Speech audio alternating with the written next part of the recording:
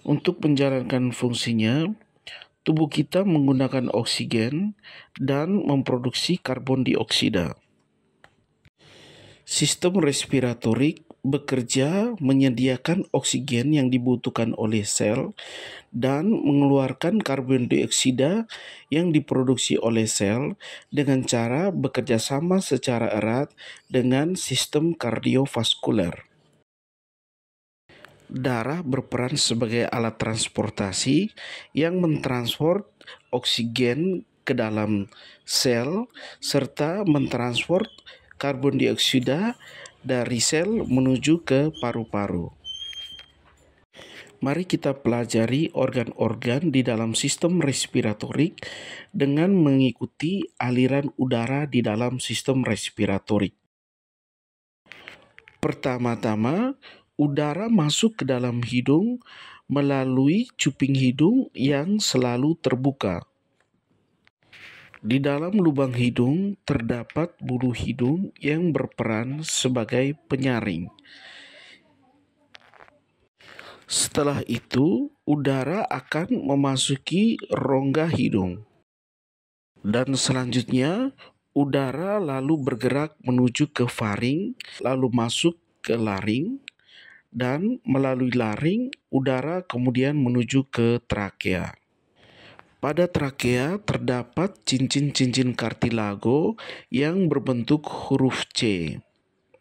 Cincin-cincin kartilago ini berperan sangat penting dalam menjaga agar trakea tetap terbuka. Trakea kemudian bercabang menjadi dua, yaitu bronkus kiri dan bronkus kanan, yang kemudian membawa udara menuju ke paru-paru. Meskipun bukan merupakan bagian dari sistem pernapasan, tetapi diafragma dan interkosta eksterna sangat berperan penting di dalam proses pernapasan. Mengenai ini akan kita pelajari pada topik selanjutnya. Setiap paru-paru dikelilingi oleh membran serosa yang kita kenal sebagai pleura.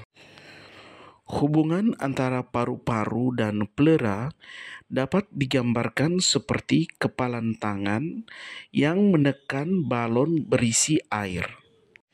Balon merepresentasikan pleura, sedangkan kepalan tangan merepresentasikan paru-paru. Ketika kepalan tangan mendesak balon, balon kemudian mengelilingi kepalan tangan seperti hendak membungkusnya. Kemudian, sisi balon yang berada di kepalan tangan hampir menyentuh sisi balon di seberangnya. Sisi balon yang seperti hendak mengelilingi kepalan tangan itu menggambarkan pleura visceralis yang membungkus paru-paru. Sisi balon bagian luar menggambarkan pleura parietalis yang mana pada paru-paru itu terdapat pada mediastinum, dinding dada, dan diafragma. Perlu diketahui pula bahwa pleura visceralis dan pleura parietalis merupakan kelanjutan dari satu membran yang sama.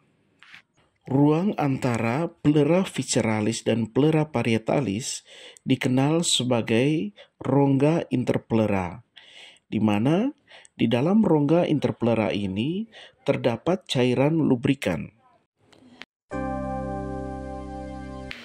Lapisan bening yang Anda lihat pada gambar ini merupakan pleura parietalis dari sisi anterior rongga dada. Jika pleura parietalis pada dinding anterior dada kita buka, maka akan tampak seperti berikut ini. Ketika pleura parietalis dinding anterior dada kita buka, maka pleura visceralis akan tampak lebih jelas dan potongan pleura parietalis akan juga tampak jelas seperti pada gambar di atas.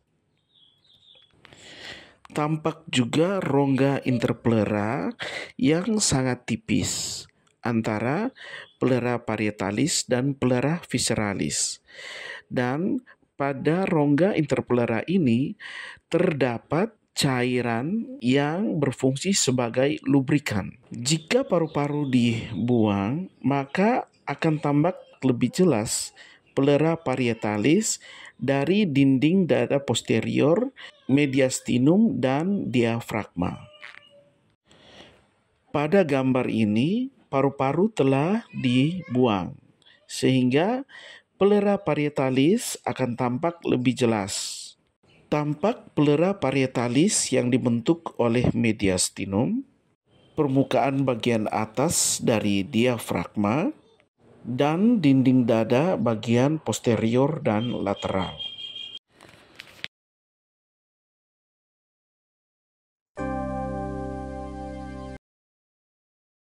Di dalam paru-paru terdapat saluran udara yang bercabang-cabang yang kita kenal sebagai bronkus.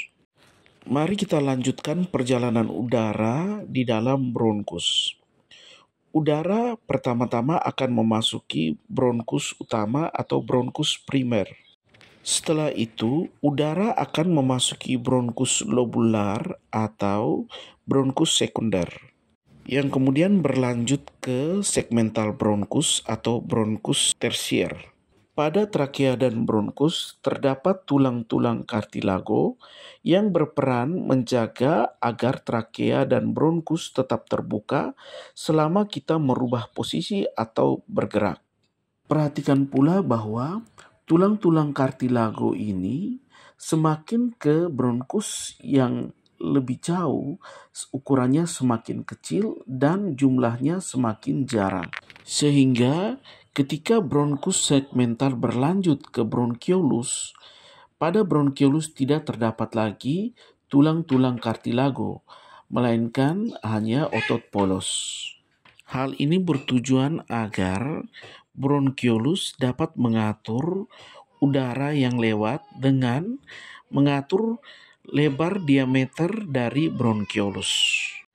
Bronkiolus kemudian berlanjut menjadi bronkus terminal. Saluran pernapasan dari rongga hidung hingga bronkus terminal disebut sebagai zona konduktif. Disebut zona konduktif karena pada bagian ini tidak terjadi pertukaran gas, yang terjadi hanya penyaringan, penghangatan, dan pelembapan udara. Dari bronkus terminal, udara lalu memasuki zona respiratorik, di mana pada zona ini terjadi pertukaran gas. Pada zona respiratorik terdapat alveolus, bronkus respiratorik di mana tempat alveolus menempel, lalu terdapat alveolus duct dan alveolus sac. Mari kita perhatikan bagaimana hubungan antara respiratory zone dengan pembuluh darah alveolus. Arteri pulmonal membawa darah yang kaya akan karbon dioksida dan miskin oksigen dari ventrikel kanan menuju ke paru-paru.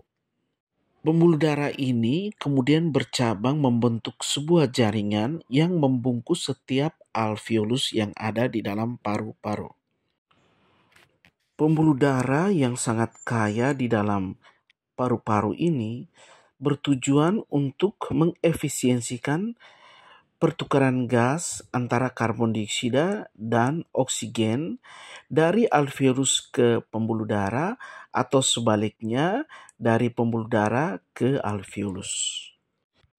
Darah yang telah kaya akan oksigen kemudian memasuki vena pulmonal dan kemudian berlanjut menuju ke atrium kiri. Mari kita amati hubungan antara alveolus dan pembuluh darah secara lebih detail dengan mengamati satu alveolus. Pada alveolus terdapat 3 jenis sel. Yang pertama adalah simple squamous epithelium atau sel pipih selapis, makrofag, dan surfaktan secreting cell. Dinding alveolus dan dinding pembuluh darah terbentuk dari simple squamous epithelium atau juga dikenal sebagai sel tipe 1. Udara menyeberang dengan sangat mudah melalui lapisan yang tipis ini. Makrofag berperan penting sebagai sistem pertahanan yang membunuh kuman yang sempat masuk ke dalam alveolus dengan cara memfagositosis atau memakan bakteri tersebut. Pada alveolus juga terdapat sel tipe 2 atau yang kita kenal dengan surfactant secreting cell. Pada gambar ini dapat kita lihat bahwa permukaan alveolus itu tertutup oleh lapisan air.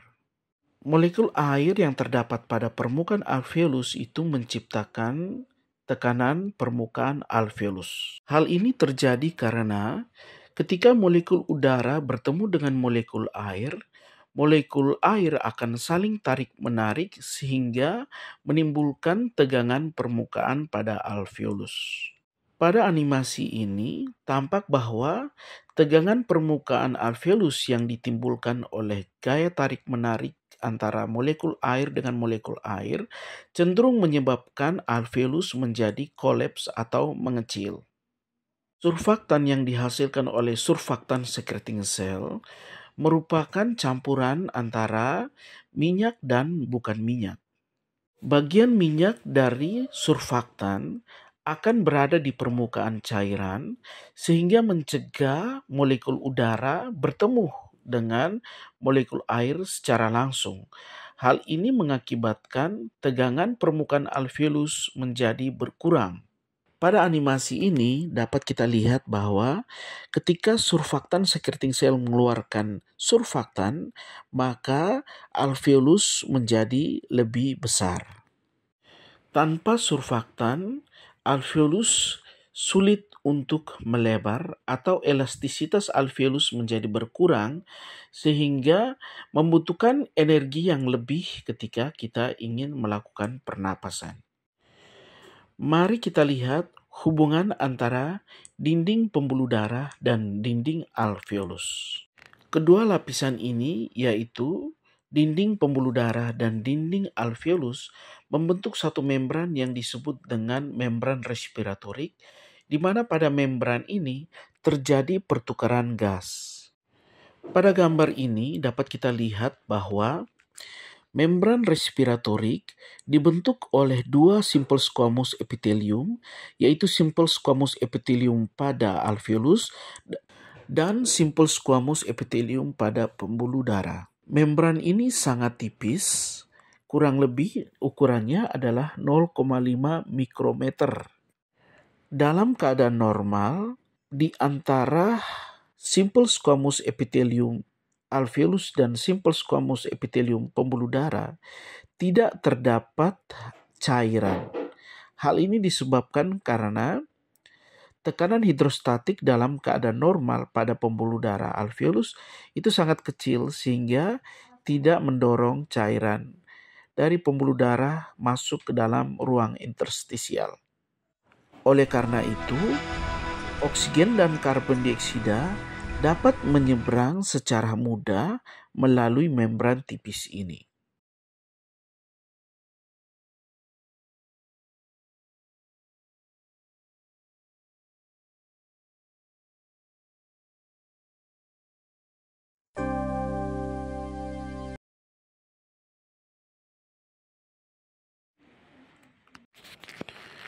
Ventilasi paru atau pernapasan adalah proses pertukaran gas antara atmosfer dan paru-paru. Udara yang keluar masuk paru-paru bergerak dari satu tempat yang tekanannya tinggi ke tempat yang tekanannya lebih rendah. Untuk memahami ventilasi, kita terlebih dahulu harus memahami hubungan antara volume dan tekanan. Tekanan dihasilkan dari molekul gas yang bergerak acak tidak beraturan dan menabrak dinding-dinding bola yang terdapat pada animasi ini. Tinggi rendahnya tekanan sangat tergantung pada seberapa sering molekul udara menabrak dinding-dinding bola tersebut. Seberapa sering molekul udara menabrak dinding-dinding bola sangat tergantung pada ukuran bola tersebut. Perhatikan bahwa pada bola ini terdapat jumlah gas yang sama.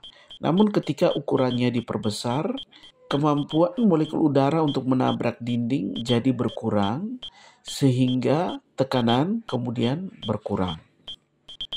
Ketika ukuran bola ini diperkecil, maka kesempatan molekul udara untuk menabrak dinding menjadi semakin meningkat, sehingga tekanan juga meningkat.